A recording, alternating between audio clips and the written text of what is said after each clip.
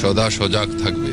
আমি খুব বেশি দিন তোমাদের সঙ্গে নেই, অতএব সাবধান থাকবে যেন কেউ তোমাদের গুমরা না করতে পারে।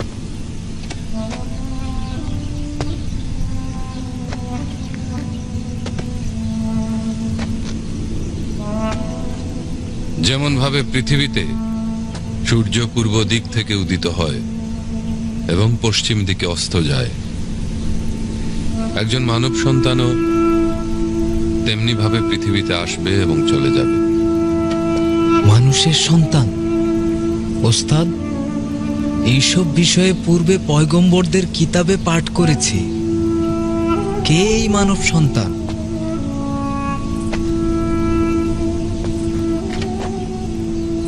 তিনি মানব জাতির জন্য মহান আল্লাহ তাআলার পক্ষ থেকে বান্দাদের জন্য সর্বশেষ প্রেরিত মুক্তির দূত হবেন,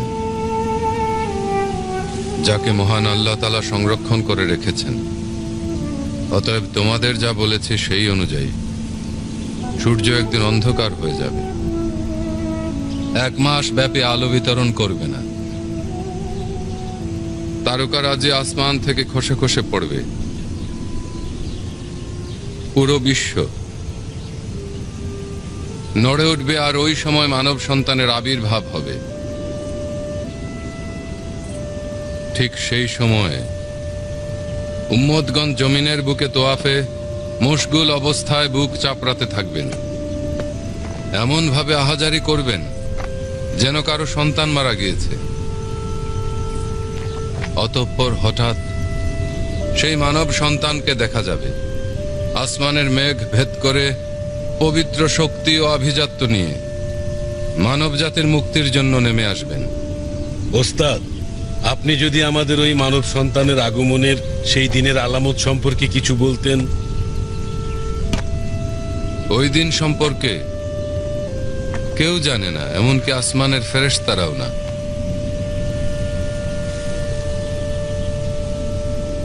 তাঁর আগমনের মুহূর্তটি হবে হযরত নূহ নবীর আমলের ন্যায়, কেননা ওই সময় তুফানের পূর্ব মুহূর্তেও সব মানুষ খাওয়া দাওয়া আর পানে ব্যস্ত ছিলেন।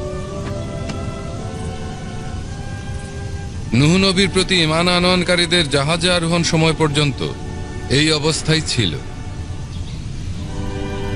তখনও পর্যন্ত লোকজন আযাব নাজিল হওয়ার গজব সম্পর্কে বিন্দুমাত্র অবহিত ছিলেন না। তারপর এক রাতে তুফান আসলো, বন্যা প্লাবন সমগ্র পৃথিবীকে ভাসিয়ে দিল। এই উদাহরণ আমাদের দেখিয়ে দিচ্ছে ওই মানব সন্তানের আগমনও হয়তো ঠিক এরকম ভাবেই হবে। অতএব প্রস্তুত থাকো, কেননা তোমরা জানো না কখন সেই মুহূর্ত আবির্ভূত হবে। হায় আফসোস, যদি জানতাম তিনি আসার সময় পৃথিবীর রূপ কেমন হবে। আমি তোমাদের আরো বলছি, যখন সেই মানব সন্তান সিংহাসনে আরোহণ করবেন, অসংখ্য উম্মত সেখানে হাজির থাকবেন। তিনি প্রতিটি গোত্রকে আলাদা করবেন, অতঃপর একটি অংশকে ডান দিকে এবং অন্য অংশকে বাম দিকে দাঁড় করাবেন। আর সেই সময় তিনি ডান দিকে তাকিয়ে বলবেন, বান্দাগণ, আপনারা বরকতময়, কারণ সৃষ্টির সূচনা লগ্ন থেকেই আপনারা মহান আল্লাহর প্রতি আনুগত্য পোষণ করেছেন, তাই খোদার করুণায় আপনারা সৌভাগ্যপ্রাপ্ত হয়েছেন। অতঃপর তিনি বাম দিকে তাকাবেন এবং বলবেন, আপনারা সব সময় গোমরাহ ছিলেন, তাই আপনাদের ভাগ্যে দুঃখ, কষ্ট আর যন্ত্রণা রয়েছে। এই সাজা মহান আল্লাহর পক্ষ থেকে হচ্ছে, কেননা দুনিয়ার বুকে আল্লাহর বান্দাদের উপরে আপনারা চরম নির্যাতন নিপীড়ন চালিয়েছেন।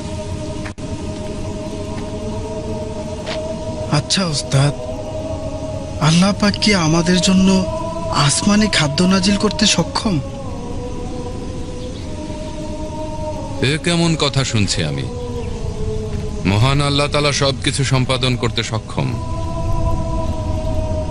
শুধুমাত্র দৃঢ় সংকল্প করা চাই, তবেই যা কিছু চাওয়া হয় তাই সম্পাদন করেন। কিন্তু আমার সম্মানিত প্রিয় ওস্তাদ, আমরা এর মাধ্যমে আপনার দাওয়াতকে বেশি বিশ্বাসযোগ্য করতে চেয়েছিলাম। এই আসমানি দস্তরখানা আমাদের জন্য সবচাইতে উত্তম উপহার হিসেবে পরিগণিত হবে।